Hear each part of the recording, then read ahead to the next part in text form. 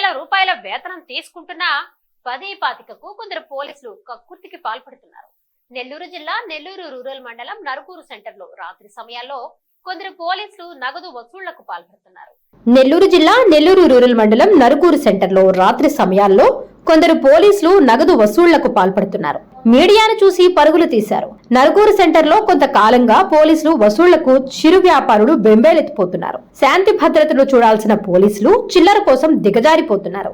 దుకాణదారులు ఏమీ చేయలేక వచ్చింది ఇచ్చేస్తున్నారు. ఇది రోజూ జరుగుతోంది. ఇలాంటి కక్కుర్తి పోలీసుల వల్లనే రాత్రి సమయాల్లో ఇసుక, మట్టి అక్రమ రవాణా జరుగుతోంది.